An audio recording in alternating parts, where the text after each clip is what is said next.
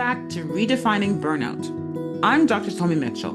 Today we're talking about the part of burnout that is rarely acknowledged, the silent toll it takes. The kind of burnout that doesn't announce itself loudly, but slowly shapes how you live, how you feel, and how you show up. When people hear the word burnout, they often imagine a dramatic moment, someone breaking down, quitting their job, or being unable to get out of bed.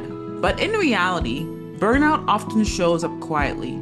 It blends into your routine. It disguises itself as responsibility, dedication, or simply getting through the day. It looks like functioning without feeling, doing what needs to be done, but feeling disconnected from it. You're present physically, but somewhere else emotionally. Some of the most burnt out people are also the most reliable. They show up on time, they meet deadlines, they take care of others. And because they're still functioning, their burnout goes unnoticed, sometimes even by themselves. This kind of burnout is especially dangerous because productivity masks distress. People convince themselves that if they're still performing, they must be okay. Over time, the cost of carrying burnout quietly adds up. Sleep becomes restless, your patience shortens, your tolerance for stress narrows. Small things feel bigger than they should, and yet you keep going because stopping feels impossible. This is often when people start to feel disconnected from themselves. They don't recognize who they're becoming, and they don't know how to change it either. So why do so many people stay silent about burnout? Because silence was often learned early.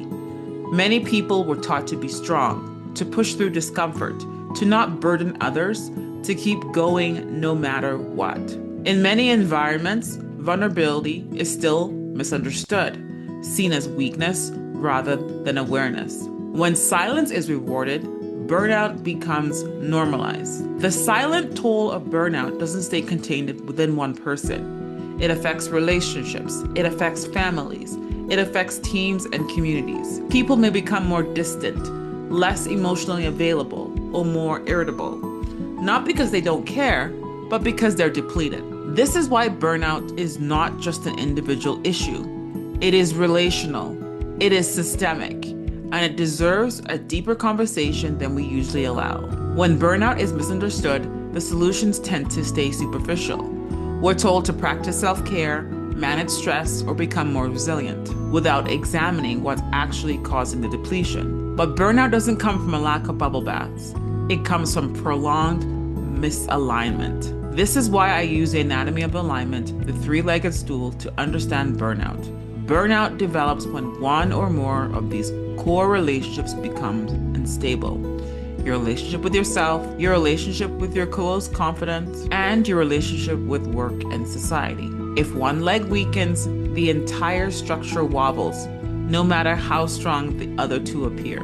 Here's a simple reflection you can try this week. Ask yourself, what have I been carrying quietly? You don't need to solve it.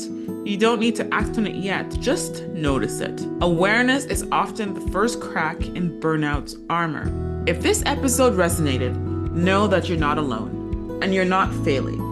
Burnout thrives in silence, but it begins to loosen its grip when we acknowledge it. In the next episode, we'll explore the first leg of the stool, your relationship with yourself, and how beliefs, identity, and early messaging can either protect you from burnout or quietly set you up for it. Subscribe, share this with someone who may need these words, and join me as we continue redefining burnout with honesty, depth, and courage.